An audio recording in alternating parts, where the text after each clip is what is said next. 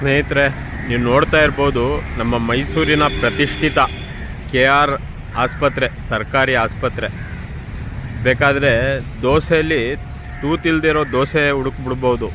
ಆದರೆ ಅವ್ಯವಸ್ಥೆ ಇಲ್ಲದೆ ಇರತಕ್ಕಂತಹ ಸರ್ಕಾರಿ ಸಂಸ್ಥೆ ಆಗಿರ್ಬೋದು, ಸರ್ಕಾರಿ ಆಸ್ಪತ್ರೆಗಳಾಗಿರ್ಬೋದು ಹುಡ್ಕೋಕ್ಕೆ ಸಾಧ್ಯನೇ ಇಲ್ಲ, ಸಿಗೋಕ್ಕೆ ಸಾಧ್ಯನೇ ಇಲ್ಲ. ನಾನು ಏನಕ್ಕೆ ಈ ಮಾತು ಹೇಳ್ತಾ ಇದ್ದೀನಿ ಅಂದರೆ, ಸರ್ಕಾರ ನಮಗೆ ಎಷ್ಟೊಂದು ಸೌಲಭ್ಯ ಕಲ್ಪಿಸ್ಕೊಟ್ಟಿದೆ. ಆರೋಗ್ಯ ಭಾಗ್ಯ, ಆ ಭಾಗ್ಯ, ಈ ಭಾಗ್ಯ ಎಲ್ಲ. ಏನಾದರೂ ಬಂದು ಇವಾಗ ನೋಡಿ ಇಂದಿರಾ ಕ್ಯಾಂಟೀನ್ ಇದೆ, ಉದ್ಘಾಟನೆ ಮಾಡೋಕ್ಕೆ ಯಾರಾದರೂ ಬರ್ತಾ ಇದ್ದಾರೆ ಜನಪ್ರತಿನಿಧಿಗಳು ಅಂದರೆ ಎಲ್ಲ ಚೆನ್ನಾಗಿರುತ್ತವೆ. ಟೇಪ್ ಕಟ್ ಮಾಡೋ ಜಾಗ, ರೆಡ್ ಕಾರ್ಪೆಟ್ ಎಲ್ಲ ಹಾಕಿ ರೆಡಿ ಮಾಡಿರ್ತಾರೆ, ಸುಸರ್ಜಿತ ವ್ಯವಸ್ಥೆ ಇರುತ್ತೆ.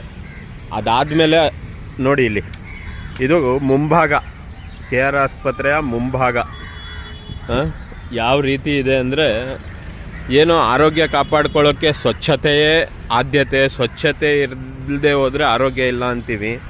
ಆಸ್ಪತ್ರೆಯ ಸ್ಥಿತಿ ಸಂಪೂರ್ಣವಾಗಿ ತೋರಿಸ್ತೀನಿ ಅಂದರೆ ಒಂದು 4-5 ಗಂಟೆ ಬೇಕು ಇಡೀ ಆಸ್ಪತ್ರೆ ತೋರಿಸ್ತೀನಿ ಅಂದರೆ. ಸದ್ಯಕ್ಕೆ ಇದೇ ನೋಡ್ಕೊಳ್ಳಿ ಹೆಂಗೆ ಕಸದ ಕೂಪವಾಗಿ ಇಟ್ಟಿದ್ದಾರೆ. ಯಾವುದಾದ್ರೂ ಒಂದು ರೀತಿಯಲ್ಲಾದ್ರೂ ವ್ಯವಸ್ಥಿತವಾದಂತಹ ಒಂದು ಕಾರ್ಯನಿರ್ವಹಿಸ್ತಾ ಇದೆ ಅಂತ ಹೇಳೋಕ್ಕೆ ಅಸಾಧ್ಯ. ನಮ್ಮ ನಾಲ್ವಡಿ ಕೃಷ್ಣರಾಜರು ದೂರದೃಷ್ಟಿಕೋನದಿಂದ ಕಟ್ಟಿಸಿದ್ದಾರೆ, ಏನು ಬಡ ಜನರಿಗೆ ಆರೋಗ್ಯ ಚಿಕಿತ್ಸೆ ಸಿಗಲಿ ಅಂತ. ಯಾವುದಾದ್ರೂ ಒಂದು ಸಂಸ್ಥೆನ ನಾವು ಕಾಪಾಡ್ಕೊಳ್ಳೋಕ್ಕೆ ನಿರ್ವಹಣೆ ಮುಖ್ಯ. ನೋಡಿ ಯಾವ ರೀತಿ ಇದೆ ಅಂದರೆ, ಒಂದೊಂದು ರೀತಿಯ ಸಮಸ್ಯೆಗಳು. ಒಳಗಡೆ ಹೋದರೆ ಒಂದು ಆಂಬುಲೆನ್ಸಿಂದ ಬರ್ತಕ್ಕಂತಹ ಒಂದು ರೋಗಿಗೆ ಆಂಬುಲೆನ್ಸ್ ಡ್ರೈವರು ಒಂದು ಏನು ಇಲ್ವಾ ಅಂತ ಕೇಳ್ತಾರೆ. ಒಳಗಡೆ ಕರ್ಕೊಂಡು ಹೋಗೋವಂಥ ಪೇಷೆಂಟ್ಗೆ ಅಲ್ಲಿ ಒಂದು 50-100 ಅವ್ರು ಕೇಳ್ತಾರೆ.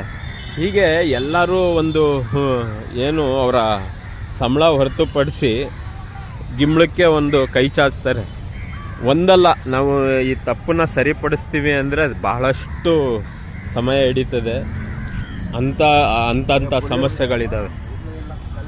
ನೋಡಿ ಇಲ್ಲಿ ಹೆಗ್ಣಗಳು ಎಲ್ಲ ಜಾಗ ಮಾಡಿರ್ತಕ್ಕಂಥದ್ದು. ಜನ ನೋಡಿ ಎಲ್ಲಿ ಮಲಗಿದ್ದಾರೆ.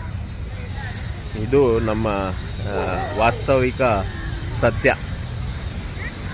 ಸರ್ಕಾರಿ ಕೆಲಸ ದೇವ್ರ ಕೆಲಸ ಅಂತಾರೆ. ದೇವರಿಗೆ ಭಕ್ತಿ, ನಾವು ಭಯ ಭಕ್ತಿಯಿಂದ ಸ್ನಾನ ಮಾಡಿ ಅದು ಇನ್ನೊಂದು ಮತ್ತೊಂದು ಮಾಡ್ತೀವಿ. ಆದರೆ ದೇವ್ರ ಕೆಲಸ ಅಂತ ಹೇಳ್ತೀವಿ ಅಷ್ಟೇ. ಯಾವ ಭಯ ಭಕ್ತಿನೂ ಇಲ್ಲ, ಏನೂ ಇಲ್ಲ. ಎಲ್ಲ ಲಂಚ ಭ್ರಷ್ಟಾಚಾರ. ಹಾಗಿಲ್ಲದೆ ಇದ್ರೆ ನಮ್ಮ ದೇಶ